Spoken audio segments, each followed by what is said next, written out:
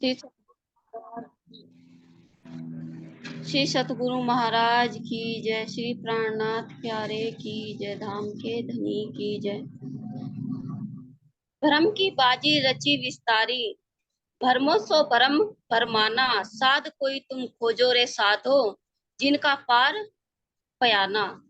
यह संपूर्ण जगत भ्रम का ही विस्तार है। भ्रम के स्वरूप से भ्रम के स्वरूप भ्रमित हो रहा है, अर्थात आदि नारायण अव्यकृत स्वप्नमयी स्वरूप है और सभी जीव आदि नारायण के अंश रूप है। इस मायावी जगत में जीव प्रकृति से परे की शुद्ध अवस्था को प्राप्त नहीं कर पाते, इसलिए वे सर्वथा भटकते ही रहते हैं। संत जनों, आप उस पर ब्रह्म की खोज कीजिए जो माया से सर्वथा परे अनादि परमधाम में विराजमान है। तो राजी महाराज जी कह रहे हैं, जब तक हमें तारतम वाणी का ज्ञान नहीं मिला था और सतगुरु का भी साथ नहीं मिला था, तो हम इस मायावी भ्रम जगत में हम भटक रहे थे। तो तब हमें तारतम वाणी का भी पता चला। जब सतगुरु का साथ मिला, तारतम वाणी मिली और उस ज्ञान से हमें राजी महाराज जी की भी पहचान हुई। तो ये सपरमयी जगत है जो सा, तो सारे जीव इसमें ही गोते खा रहे। तो जैसे ही राजी महाराज जी ने हमें तारतम वाणी दी और अपनी पहचान कराई, तो हमें ना उस परम धाम की, उस अखंड अपने घर की हमें पहचान हुई। तो अब ये जीव इसमें गोता खाने के लिए नहीं भटकता, क्योंकि हमारे पास तारतम वाणी है, सतगुरु का साथ है और सुंदर साथ का भी साथ है हमारे साथ। तो भ्रम में ही जी रहा था जब से, इसे सब कुछ यही अच्छा लग रहा था। जी हो गया। भावरत रह गया जी। अच्छा, इसमें इसमें और बाहरी किसे देखे चौपाई को और गहराई से, जो महाराज जी कह रहे हैं ना यह सब कि एक एक हरफ को देखिए, यह संपूर्ण जगत भ्रम का ही विस्तार है। अब इसमें सबसे पहले जी, भ्रम को एक्सप्लेन कीजिए, भ्रम क्या चीज है। भ्रम या जैसे कि भ्रम का हमें ये विस्तार है, इसका मूल कहाँ पर है, यहाँ पर तो विस्तार दिखा दिया, इसका मूल क्या है। मूल तो इसका आदि नारायण ही है जी, सपनमय जगत है भ्रम। तो किसको भ्रम हुआ। भ्रम तो यहाँ के जीवों को ही हो रहा। नहीं नहीं, ये जीव तो भ्रमित हो रहे हैं ना, यहाँ देखो, भ्रम के स्वरूप से भ्रम का स्वरूप भ्रमित हो रहा है, ध्यान देना चौपाई बहुत गहराई से। आदि नारायण हाँ, आदि नारायण, क्योंकि जो और अक्षर अपने आप को अव्यक्त। आदि नारायण के रूप में देखता है तो वो समझता है आदि नारायण की मैं ही हूँ जो भी कुछ हूँ, है ना। जी, ऊपर से लेकर उसे कुछ नहीं पता लगता, वो अपने आप को असल समझने लगता है कि मैं असल हूँ, तो भ्रम हो गया। तो भ्रम का और नाम भी है, जो अक्षर ब्रह्म को भी वह आदि नारायण के रूप में अपने आप को देखने लगा। मोह, अज्ञान, भ्रमना, भ्रम ही तो है ये, कर्म का जी, शून्य, ये सारे नाम नींद के निराकार निर्गुण। तो ये भ्रम यहाँ पर शब्द आया है, ये 8 शब्द जो है माया के ही है, तो यहाँ पर भ्रम कह दिया इसको। यानी ये भी कह सकते हैं इसको कि ये अक्षर ब्रह्म की नींद का विस्तार है। जी, ठीक है, एक एक शब्द की, ये नहीं कि जल्दी जल्दी पढ़कर एक एक शब्द की बहुत गहराई में उतरेंगे, तब इसके अंदर छिपा हुआ उसका सार तत्व प्राप्त होगा। अब ये देखो, अब यहाँ पर आगे क्या कह रहे हैं, भ्रम का विस्तार हो गया। अब कह रहे हैं कि भ्रम के स्वरूप में भ्रम का स्वरूप भ्रमित हो रहा है। अब भ्रम का स्वरूप कौन सा है, अब चलो आगे बढ़ो आगे। अक्षर ब्रह्म। भ्रम का स्वरूप, अक्षर ब्रह्म। अक्षर ब्रह्म को तो भ्रम हुआ ना, यानी नींद आई ना, उसका जी, स्वरूप कौन खड़ा हुआ, बस स्वरूप अव्यकृत ब्रह्म है। आदि नारायण, है ना। आदि नारायण। आदि नारायण के अंदर ही तो भ्रम के स्वरूप, यानी जो अक्षर ब्रह्म का स्वरूप है नींद का, आदि नारायण, वो भ्रम हुआ। तो भ्रम का स्वरूप और भ्रम के स्वरूप से भ्रम का स्वरूप, अब यहाँ भ्रम का स्वरूप कौन सा है, ये भ्रम का स्वरूप कौन सा है। ये भरम सो भरम भरमाना, इसकी हिंदी है ये, भरम सो भरम भरमाना, यानी भ्रम के स्वरूप में भ्रम का स्वरूप भ्रमित हो रहा है। तो ये भ्रम का स्वरूप कौन सा है, और ये भ्रम का स्वरूप कौन सा है जो भ्रमित हो रहा है।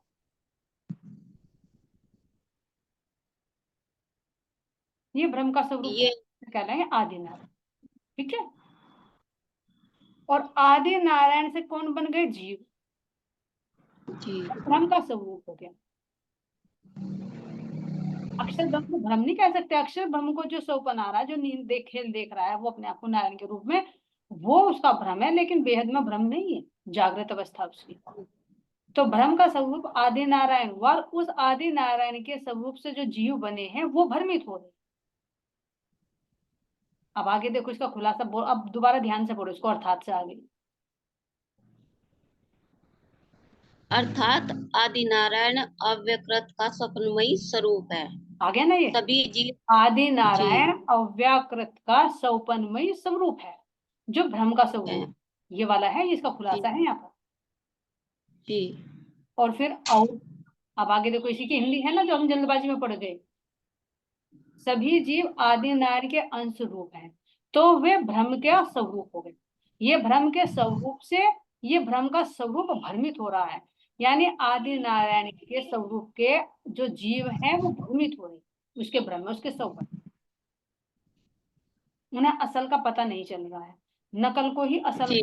जड़ को ही परमात्मा मान रहे हैं, कण कण में परमात्मा को मान रहे हैं, तो भ्रमित हो गए ना। आगे चलो इसको। इस मायावी जगत में जीव प्रकृति से परे की शुद्ध अवस्था को प्राप्त नहीं कर पाते। हाँ, इस मायावी जगत के जीव, यानी जो भ्रम के स्वरूप हैं, जो भ्रमित हो रहे हैं, प्रकृति से परे। अब प्रकृति कहाँ तक है? आदि नारायण तक, है ना। प्रकृति से परे की शुद्ध अवस्था को प्राप्त नहीं कर पाते, इसलिए वे भटकते रहते। तो शुद्ध अवस्था कौन सी है? कहाँ पर होगी शुद्ध अवस्था? यहाँ पर तो अशुद्ध होगी सारी। शुद्ध अवस्था तो जी, जब शुद्ध अवस्था तो सतगुरु का वो मिला, पहचान होगी तभी तो होगी। नहीं नहीं, वो तो पता है, जब लेकिन जगह कहाँ पर है? जगह भी तो देखनी है कि जीव को हमें लेकर कहाँ जाना, जीव की शुद्ध अवस्था कहाँ पर मिलेगी इसको। ध्यान देना, वैराट में समझाया था, शुद्ध स्थूल शुद्ध सूक्ष्म शुद्ध कारण शुद्ध पांच तत्व कहाँ पर है वे? शुद्ध शुद्ध हाँ जी, जीव समझा। की शुद्ध अवस्था वही होगी ना। ये जो इसके महाविष्णु के शुद्ध चार वे आए थे, महाविष्णु तो पूरा सौपन का स्वरूप है, ये तो अशुद्ध है। जो ऊपर जो शुद्ध अव्यकृत के उसमें स्थूल में बिल्कुल सही, फूल में। वही तो है ना शुद्ध, सारी चीज, पांच तत्व भी शुद्ध है, जीव भी शुद्ध अवस्था में, वहां पर प्रणव भी शुद्ध अवस्था में है। तो उस अवस्था को नहीं प्राप्त कर पाता जीव, अज्ञानता के कारण, नींद के कारण, इसलिए वो सर्वथा क्या कहते हैं, भटकते ही रहते हैं। अब आगे देखो इसका और खुलासा करो ध्यान से, एक चौपाई बहुत गहरा है, जल्दबाजी नहीं, कोई बहुत आराम से करना है, इसीलिए एक एक चौपाई दी। शुद्ध अवस्था को प्राप्त नहीं कर पाते, इसलिए सर्वथा भटकते ही रहते हैं। संत जनों, आप उस परब्रह्म की खोज कीजिए जो माया से सर्वथा परे अनादि परमधाम में विराजमान है। हाँ, तो हे संत जनो, संत किसे कह रहे हैं मुझे? संत ब्रह्म मुनियों को ही कह रहे हैं, संत जनों। हाँ, ब्रह्म मुनियों को, और जो प्रकृति से, यहाँ संसार से वो शांत हो गया, परमात्मा की खोज कर रहा है ना। जैसे कहते हैं ना, साधु किसे कहा कि जो साधना कर रहा हो परमात्मा को पाने के लिए। संत किसे कहा जाता है? जो अपने आप को साधता है और यहाँ से शांत हो जाता है, परमात्मा की तरफ को बढ़ता है। तो उस जिज्ञासु को उस कह रहे हैं कि हे संत जन, आप उस पर ब्रह्म की खोज कीजिए जो माया से सर्वथा परे अनादि परमधाम में विराजमान है। तो शुद्ध अवस्था तो जीव की यहाँ तक होगी, लेकिन अब यहाँ संकेत दे दे कि उस परमात्मा को पाइए। अव्यक्त प्रणव ब्रह्म में भी परमात्मा नहीं है, उससे भी परे जो परमात्मा है। देखो क्या कह रहे ना, साध सोई तुम खोजो रे साधु, जिनका पार पयाना, जो निराकार के भी पार और तीन पार के भी, यानी जो एक परमात्मा है जिसको तुम खोज चाह रहे हो, तो इस हद और वेद से परे उस परमात्मा। अब आगे भावार्थ दे दीजिए। भावार्थ में बहुत अच्छा सा खोल रखा है सुंदर सा, जिसमें इसीलिए मैं स्क्रीन शेयर कर रही हूँ, राजन स्वामी जी ने देखो बहुत सरल कर दिया हमारे लिए वाणी को समझना, राज्य महाराज जी की मेहर से, है ना। अव्यकृत अक्षर ब्रह्म का मन स्वरूप है। अव्यकृत के महाकारण में स्थित सुमंगला पुरुष स्वयं को स्वप्न में आदि नारायण के रूप में पाता है। जब तक चिदानंद लहरी पुरुष के व्यक्त स्वरूप सुमंगला पुरुष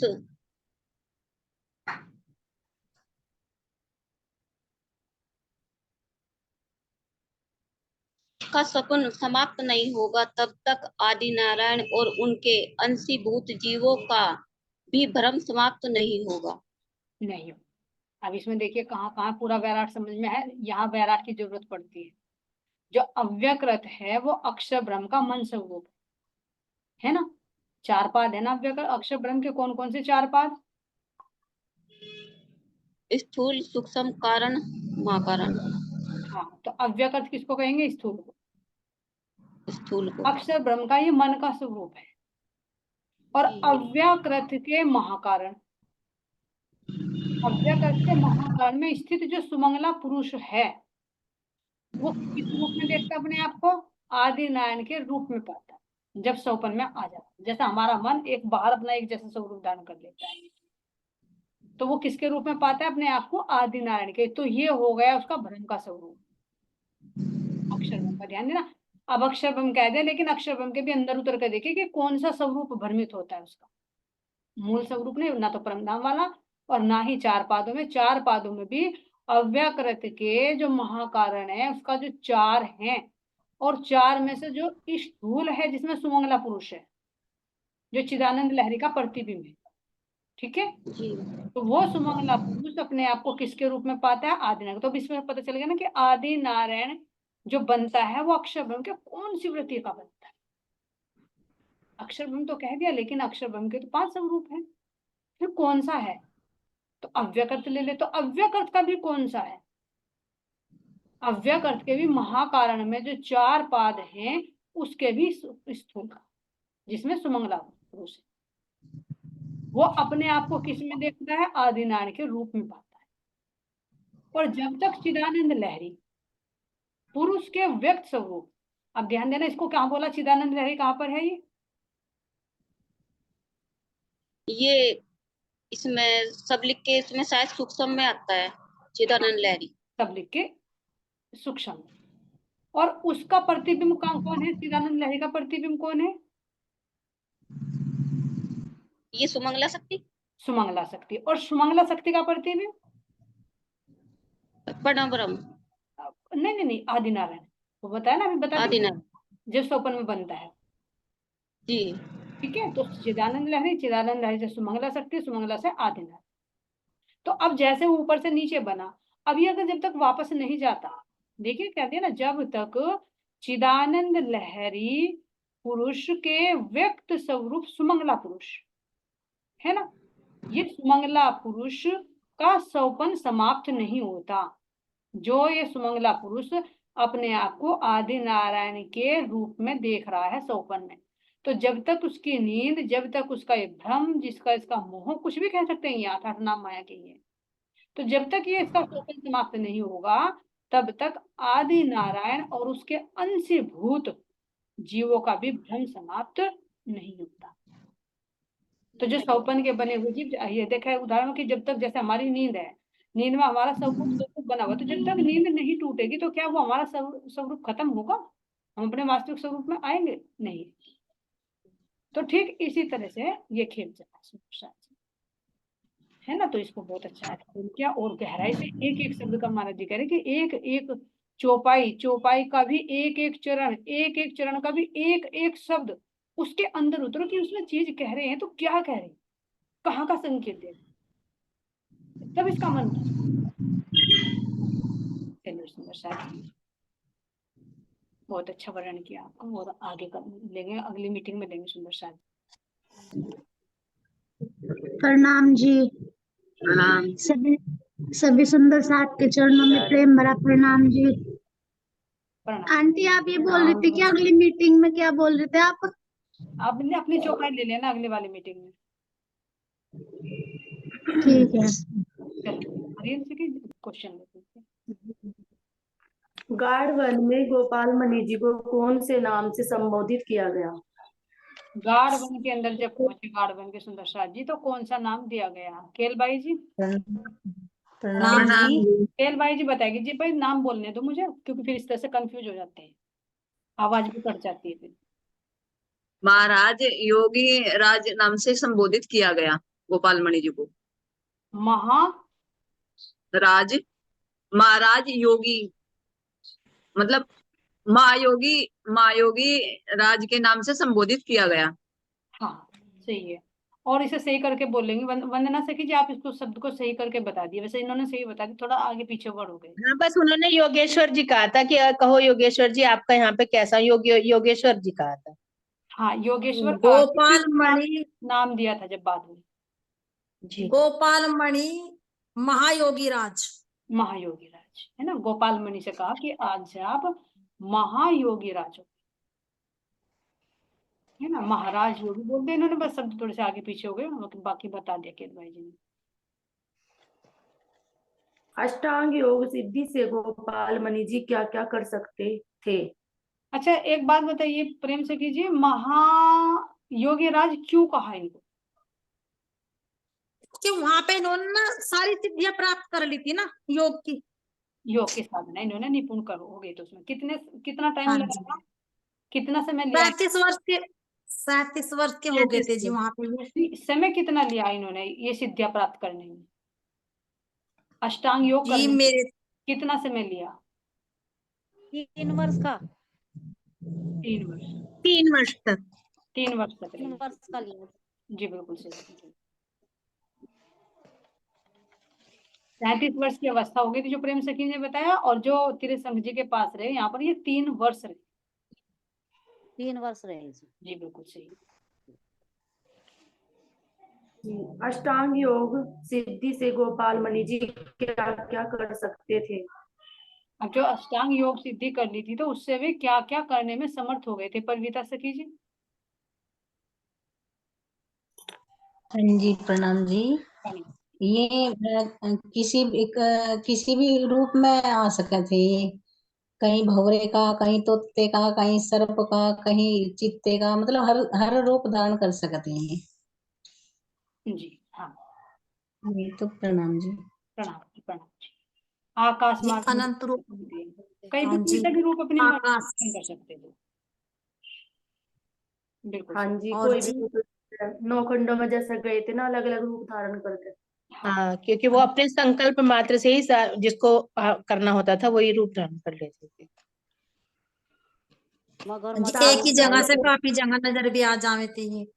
जी ये भंवरे का, मगरमच्छ का, मतलब छपकली का, ये मतलब वे फिर कुछ भी रूप धारण कर लेते थे, सूक्ष्म से सूक्ष्म, बारीक से बारीक, जैसे कि कहीं भी उड़ कर चले जाते थे। जी बिल्कुल। रूप तो हाँ बहुत जी धारण प्रणाम। हाँ जी जब इन्होंने रूप धारण करे तो वहां जो इन खंडों में गए तो ये कारण तक है कि वहां से शरीर में तो जा नहीं सके, जो शरीर था पांच तो इनका 5 तत्व का, तो इस शरीर के शुद्ध तो नहीं वहां जा सकते, तो इसलिए तो इन्होंने सिद्धियां प्राप्त करी थी। देखो, ये तो राजी महाराज जी ने ना दिल में पहले ही ले रखा है कि मुझे किस रूप से क्या कार्य कराना है, तो वो ऐसी सिचुएशन बना देते हैं। तो इन्हें परमात्मा की खोज करनी थी तो त्रिशंक जी के पास पहुंच गए, उनको 9 खंडों का एक अनुभव कराना था इन सखी को, तो जीव को भी तो एक पात्र बनाना जरूरी है ना। तो वो उनमें साधारण तरीके से तो नहीं कर सकते, तो योग साधना से ही जा सकते थे। तो इसलिए राजी महाराज जी ने उनके पास में पहुंच जाकर पहले ही उनको योग सिद्धि फारिग कर दी। अच्छा तो देखो जी दीदी, कितनी जैसे कुछ भी रूप धारण कर ले, कुछ भी भंवरे का, और एक आम इंसान ऐसा नहीं कर सकता जो इन्होंने सिद्धि प्राप्त करी। ये तो इनके अंदर तो साक्षात एक इन्होंने राज्य महाराज जी जैसे परम धाम में हर रूप में राज्य क्रिया कर रहे, हर पशु में, पक्षी में, हर चीज में। हाँ यहाँ पे योग सिद्धि से योग साधना है। हाँ जी, यहाँ पे योग से सिद्धियां का मैं यही है कि जैसे हनुमान जी ने सिद्धियां प्राप्त कर रखी थी तो वो छोटा सूक्ष्म रूप भी बना लेते थे, जैसे सुरसा के मुंह में से निकल गए थे, ऐसे इन्होंने सब सिद्धियों के द्वारा। ऐसे रामरतन महाराज जी के पास में भी है, अभी तक पढ़ेंगे ना तो उसमें पता हाँ जी हाँ। हम्म। जी। चलिए नेक्स्ट क्वेश्चन ले लीजिए से कीजिए। जी, 7 चक्र कौन कौन से हैं, उनके नाम बताओ। आप दोबारा बोलिए, आपका आवाज कट गई, नेट स्लो है शायद आपका। 7 चक्र पूछ रही हैं वो कौन कौन से 7 हैं उनके नाम। चक्र। चलिए तो परविता जी आप ही बता दीजिए, वो वंदना जी। मणिपुर चक्र है, मुझे बता देना। आज्ञा चक्र है, सहस्रार चक्र है। क्रम से बोलो, क्रम से इसको आज्ञा चक्र से, या तो ऊपर से लो या नीचे से लो, ताकि फिर समझने में सरलता रहती है। तो मूलाधार चक्र, जी फिर सहस्त्रार्थ चक्र, नहीं सहस्त्रार्थ तो यहाँ पर पहुंच गए। मणिपुर आएगा उसके बाद मणिपुर आएगा, एक और आएगा। नहीं, विशुद्धि स्वादिष्टान चक्र। आएगा जो जान। चलिए 1 मिनट, भोले सखी जी के पास चलते हैं। भोले सखी जी आप नंबर से क्रम से याद नहीं। कोई बात नहीं, आप सही हाँ करेंगे। पहला तो आएगा स्वादिष्टान चक्र और फिर ये रहे। मणिपुर चक्र। नहीं मूलाधार चक्र आएगा ना नीचे, तो सुंदर साथ पहले सुंदर मूलाधार साथ आएगा। बार बार मैं हाथ जोड़कर रिक्वेस्ट करूं, जब एक सुंदर साथ बोला तो दूसरा ना बोले, क्योंकि 2-3 बोल देते हैं तो आवाज बहुत कट जाती है जूम पे। जब एक बोल रहा है तो सखी मैं तो थोड़ा सा इसलिए टाइम बोल रही जी, नहीं मैं इसलिए बोल रही, आप ही कह रहे थे कि शुरू से लो, ऊपर से नीचे से। शुरू से शुरू से तो मतलब शुरू से एक वंदना जी ने बोल दिया ना, तो वहां से स्टार्ट कर दिए। अच्छा वंदना जी ने बोल दिया ना शुरू का, वहां से बोल दिया। ठीक आप शुरू से लेकर बोल ही सके, शुरू से स्टार्ट करिए। हाँ जी, स्वादिष्टान चक्र और मणिचक्र अनंत जो चक्र। वंदना सखी जी ने बोला वहां से शुरू करिए। शुरू कहाँ से बोला थे? आप मणिपुर चक्र। शुरू से बताइए अगर आपको पता है तो। मेरे तो दीदी वैसे है याद, शॉर्टकट से मैं। नूरबाई जी बोल रही थी, नूरबाई जी आप बताइए। नाम जी, पहला तो है हमारा मूलाधार चक्र, दूसरा है हमारा स्वादिष्टान चक्र, तीसरा है हमारा मन चक्र, चौथा है हमारा अनाहत चक्र, पांचवा है हमारा विशुद्ध चक्र, और छठा है हमारा आज्ञा चक्र, और सातवां है हमारा संसार चक्र मतलब सहस चक्र। इनके स्थान और बताओ बेटा, फिर पता लग जाएगा क्रम से। फिर इनके नाम क्यों पूछ रही हूँ मैं, क्योंकि नाम तो हमें पता चल गया, लेकिन हमारे शरीर के अंदर कहाँ कहाँ पर है, तो फिर हमें क्रम से पता चल जाएगा। हाँ जी यार, नाम लिख रखे, आंटी नाम तो पता है मुझे, स्थान का नहीं पता। कोई बात नहीं, मस्तानी सखी जी के पास चलते हैं। मस्तानी सखी जी आप बात को मुझे क्लियर करिए, कहाँ कहाँ पर इनका स्थान बता दीजिए आप। जी, सहसा चक्र तो होगा सिर के ऊपर। अब नीचे से कम लेकर ऊपर है सहस, नीचे से नाम बोला है, नीचे से लेकर चलिए। अच्छा जी, मूलाधार चक्र तो हो गया जो गुदा है नहीं नीचे से, गुदा। ठीक और है। जो बता दिया कि 110। हाँ जी बोलो जी, कुछ बोल रहे? नहीं आप शुरू करिए, चलिए। ये मूलाधार चक्र तो आ गया जी गुदा, जो गुदा के पास है नीचे। और स्वादिष्टान चक्र आ गया जो जानन इंद्रिया है, ये भी जो जांगों के बीच में जान, वहां पर आ गया। और जो मूलाधार चक्र है ये नाभि में आ गया। मूलाधार चक्र नहीं मूलाधार नाभि के मणिपुर चक्र, मणिपुर चक्र, सॉरी जी। मूलाधार तो नीचे आएगा जी। हाँ जी, अनाहत चक्र आ जाएगा हृदय में, विशुद्ध चक्र आ जाएगा कंठ में जी, और आज्ञा चक्र आ जाएगा दोनों भौहों के बीच में, जो अपनी भौं है आंखों के बीच में या नासिका इसके बीच में भौहों के। और जो सहसा चक्र है वो तीसरा नेत्र है यहाँ पर, ये कहते हैं तीसरा नेत्र है यहाँ पर। हाँ जी, ये आ जाएगा जो भौहों के बीच में आ जाएगा आज्ञा चक्र। और सहसा चक्र आ गया जी सिर के ऊपरी भाग है ना। बहुत अच्छा बताया है ना, नूरबाई जी ने पूरा क्लियर सीक्वेंस से बता दिया और इन्होंने स्थान बता दिया। तो इस तरह से चाहे तो अगर दे तो ऊपर से और चाहे नीचे से देखे, तो इन कुंडलियों को जागृत करें। जैसे भूख प्यास पर भी अपनी सिद्धियां प्राप्त की जाती है, जैसे तप में बैठ जाते हैं तो भूख प्यास से रहित हो जाते हैं, तो कुंडलियां जागृत करते हैं। 5 तत्वों के भी अधिपति है, तो इनका एक एक मंत्र भी होता है, एक एक रंग भी होता है। तो इनके कुंडलियों को जब जागृत कर लेते हैं तो भूख प्यास से रहित हो जाते हैं, तो साधना में सहायक होती है ना। तो जैसे पीछे आता मैं ये पूछना चाह रही थी, पहले जो मैं सखिया बोल रही थी उसके बीच में मेरी आवाज नहीं आप तक गई, कि जैसे कि गोपाल मणि जी ने ये ध्यान योग किया जो सारा ही मतलब पूरे शरीर से किया, जो मतलब सूक्ष्म रूप से चल जाए, यानी शरीर था। अनु कहते थे कि वे मिनट में दिख जाते थे, वहां वे शरीर से पहुंचते थे या अपनी शक्ति से दिख जाते थे? कहीं भी। वे मतलब इनके पास में ये हो जाती है साधना कि एक साथ में एक जगह होते होते वो कई जगह तुम्हारे से बातें कर सकते हैं, क्योंकि कहते हैं ना जैसे अंतर्यामी कि सब कुछ जानने वाले। जी। अभी आएगा पता चल जाएगा कि कहाँ अच्छा, पे ये क्या घटना हुई, तुमको पता चल जाता है। दीदी जो ये योग सिद्धि थी उनसे ही मिला था सब कुछ इतना।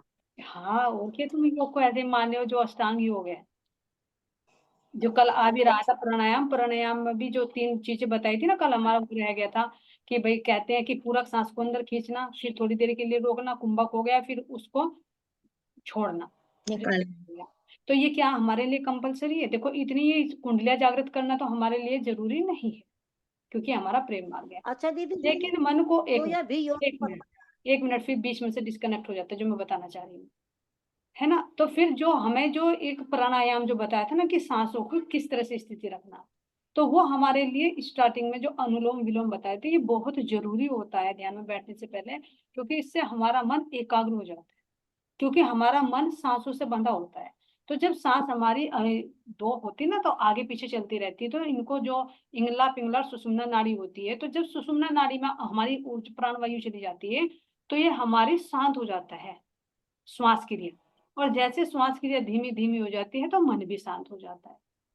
और इससे जो मानिक बाई जी कह रही थी, इससे हमारा मन भी शांत होता है, थोड़ा शरीर भी स्थिर होता है, अंदर का जो तामस है वो बाहर निकल जाता है, और बाहर का सात्विक अंदर जाता है। तो वो ध्यान में बैठने में अंदर हमारे जाता है। बहुत हेल्पफुल होता है। तो इसलिए 5 या 10 मिनट ये जरूरी करे ना, तो बहुत जरूरी। बाकी ये जो कुंडलियां जागृत करना तो सिद्धि है, तो हमें नहीं करनी। क्यों? क्योंकि हमें बता दिया कि हमारे प्रेम सखी जी ने, हमारे गोपाल मणि जी ने कर लिया। लेकिन फिर भी इतना करने के बावजूद भी, हालांकि हम तो इतना भी नहीं कर सकते, लेकिन अगर कर भी ले तो क्या मिलेगा? सोचिए, परमात्मा तो नहीं मिलेंगे, है ना, वो तो सतगुरु के बिना नहीं मिलेंगे। तो इसलिए ये हमारी एक सखी के माध्यम से करवा के हमें दिखा दिया कि इनमें हमें फंसने की जरूरत नहीं है। ज्यादा से ज्यादा कहाँ है? शून्य निराकार। तो ये चमत्कारी करके मैंने होती है। दिखा दिया है ना। तो इसलिए प्राणायाम तो हम कर सकते हैं जरूर। और जो योगासन आता है, आसन, आसन और प्राणायाम जो आए थे ना अष्टांग में, आसन भी जरूरी है। उससे हमारी नाड़ियां खुलती है, हमारा शरीर की पोस्चर सही रहता है, ब्लड सर्कुलेशन सही रहता है। और ये कहीं पर क्लोटिंग हो जाती है तो फिर कहते हैं हमारे इसमें पेन हो रहा है, ये हो रहा, तो इसमें बहुत हेल्पफुल होता है। और न यम और नियम, अगर देखें ना सुंदर साथ जी, अष्टांग योग में थोड़ा थोड़ा तो बहुत जरूरी है, खोल के बता रखा उस वीडियो में। यम भी नियम भी हर चीज का जरूरी है।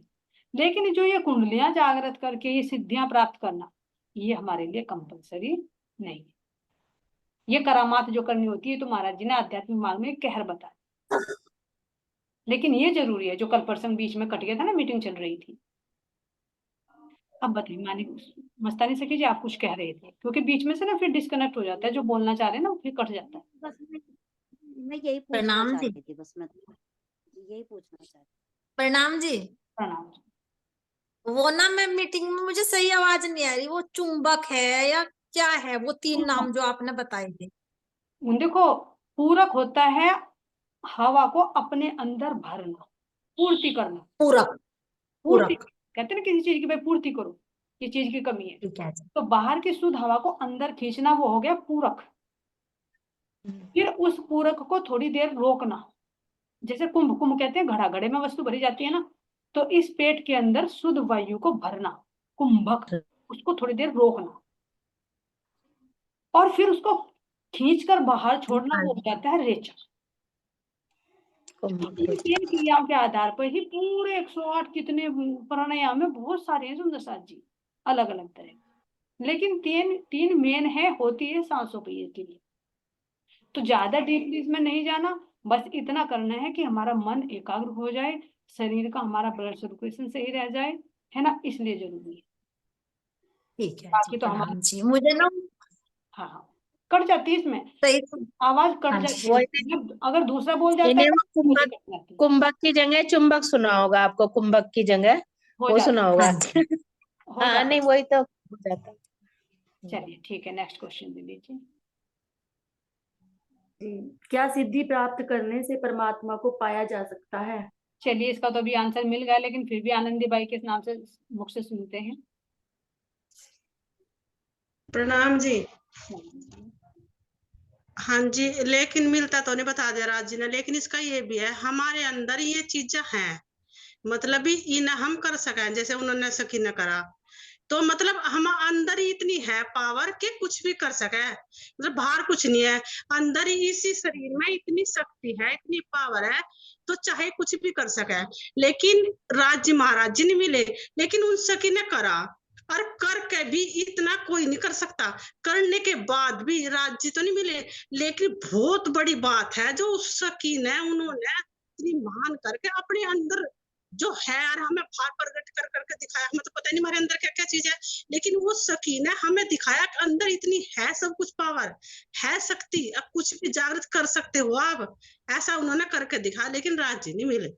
हाँ बिल्कुल, बहुत अच्छी तरह से एक्सप्लेन करना आपने, ठीक, सुंदर सा। प्रणाम जी, थोड़ा सा मैं बताऊं। हाँ जी बताइए। जैसे इन्होंने गोपाल मणि सखी थी जो हमारी पुष्पावती सखी, जो इन्होंने कराना ये, तो जैसे आप बताओगे भाई हम परम धाम में जाएंगे, सतगुरु बतावे ना, हंसी होगी, तो हम यहाँ भी तो सुनेंगे भाई वहां भी योग साधना करें थे, वहां जादू टोना करें थे, वहां भाई कछुआ बन जाते, ये बन जाए, तो उनका कैसे, तो ये कहेगी मन ने करा ना, तो वहां सबको एक दिल ही हो जाएगी, सब लोग कहेंगे हो ऐसे बने थे, कि वहां बन के भी तो दिखा देंगे ना, जब हम बनने की तो हमें एहसास कैसा होगा, तो इस सखी ने सब चीज करके बन के दिखाई, जी यह शोभा इन्हें दी। बिल्कुल सही प्रसाद जी।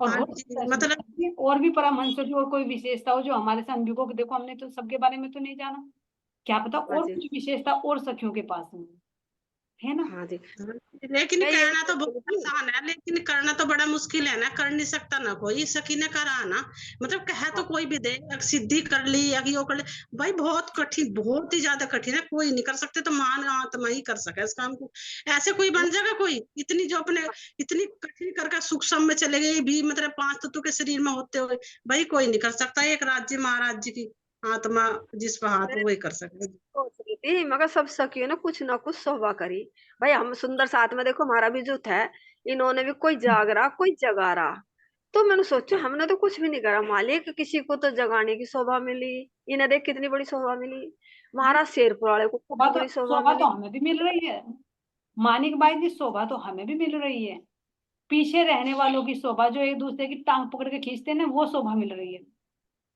तो तो मैंने कह रही महाराज सखी तो मैं भी, अच्छा ये भी देखो एक सखी रोल तो है। मैं भी, मानिक भाई जी, मतलब परम धाम में देखिए, ये भी एक रोल है। हाँ जी, पता नहीं, लेकिन देखो एक सूर्य की किरण, पता क्यों अरे नहीं, है तो विद्यार्थी ने कहा था ना कि जब खेल में जाओगी तो एक चलेगी तो दूसरी उसी टांग पकड़ के खींचेगी। हाँ यही है। है जी, परमधाम में वो लीला ना यहाँ पे ना ऐसे चल रही है, लीला परमधाम से ही आई, ये हमें अरे यहीं आके तो लग रही। अरे एक सूर्य की किरण है सारी, एक राज्य की तो किरण है, श्यामा महारानी के तो सारे अंग हैं, और देखो कितनी बड़ी बड़ी शोभा, पीछे से हम रहे और हमें लेके चल रही है, हमें लेके यही तो चल रही, लेकिन हम क्या कहेंगे वहां जाके, हम ये हंसी तो कहेंगे, सबसे बड़ी, हम ये कहेंगे हम बने, राज्य, राज्य जो आपने कहा था वो सत्य निकला, जो हमने कहा था वो झूठ निकला। झूठ नहीं, वो झूठ नहीं, हाँ देखो सही देखो एक कक्ष की कितनी बड़ी बड़ी शोभा मिली, प्रणाम। हाँ, हम छोटे हैं, हमें छोटी शोभा मिल गई, जीव, जीव का मतलब आत्माएं तो सब बराबर है, जीव, जीव की कैटेगरी से छोटा बड़ा कहा जा रहा तो फिर हाँ भी जी, बहुत बड़ी, है ना। आप जब जब मैं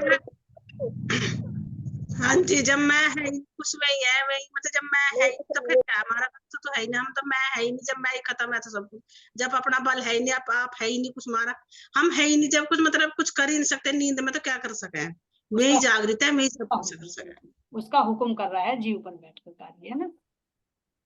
जी, तभी तो कहेंगे जो जो जानो तो करो खत्म। बिल्कुल सही। चलिए नेक्स्ट क्वेश्चन ले लीजिए। सिद्धि आवाज तो आएंगे जी नहीं। आवाज कट गई, माइक ऑफ है आपका। चलिए अंजू सखी जी के पास चलते, फिर तो मीटिंग एंड होने वाली है। अंजू सखी जी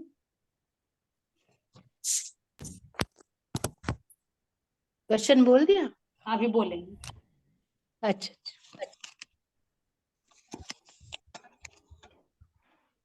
हरियत जी क्वेश्चन बोल दीजिए। हाँ जी, बोल रही सप्तरी, क्या हो गया? आप बोल दीजिए, कोई बात नहीं, सेटिंग करते रहिए, आप क्वेश्चन बोल दीजिए।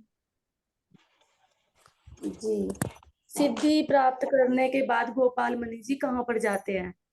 चलिए अंजू सखी जी, आप कंफर्टेबल हो तो बोल सकते हैं, अगर बिजी हो तो कोई बात नहीं। किरण सखी भी थी शायद। हाँ दीदी मैं भी बिजी हूँ। हाँ बिजी, कोई बात नहीं, मुझे पता लग गया था कि शायद ट्यूशन में हो, कोई बात नहीं। चलिए मोती सखी जी, आप बताओगे इसके बारे में कुछ?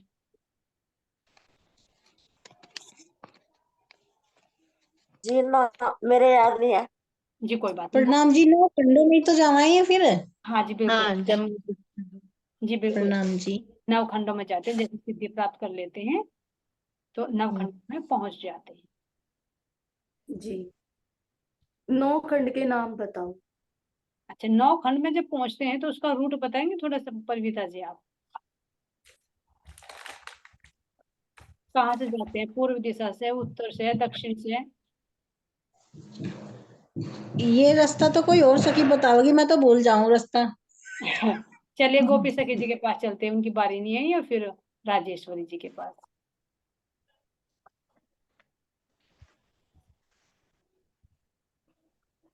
गोपी जी सखी जी, गोपी सखी जी, राजेश्वरी जी, हाँ जी बताइए। जी नहीं हो जी, दक्षिण से चलना बताया, दिक्कत से आप। देखो अब यहाँ पे जो गाड़वन है, ये गाड़वन कहाँ पर है? कैलाश पर्वत पर है ना। अभी कैलाश पर्वत पर होता है कि एक पहाड़ी पर एक पगडंडी के माध्यम से कहाँ पर पहुंच जाते हैं? हिमालय पर्वत, फिर पहाड़ियों के माध्यम से। अब पता ना कि हिमालय पर्वत से आगे पहुंच जाते हैं, तो हिमालय पर्वत से आगे चलते हैं। अब गाड़वन में तो है, तो वहां से आगे बढ़ते हैं, तो यहाँ से नवखंड शुरू हो जाते हैं। तो भारतवर्ष से निकलते ही, भरतखंड से निकलते ही कौन से खंड में पहुंचते हैं? प्रेम सखी जी। ये हाँ जी जी। तिलावर्त खंड है ना बीच में? नहीं मैंने ये मध्य नहीं में। बीच में कौन सा, मैंने ये पूछा है भारतवर्ष से निकलते ही, भरतखंड से निकलते ही कौन से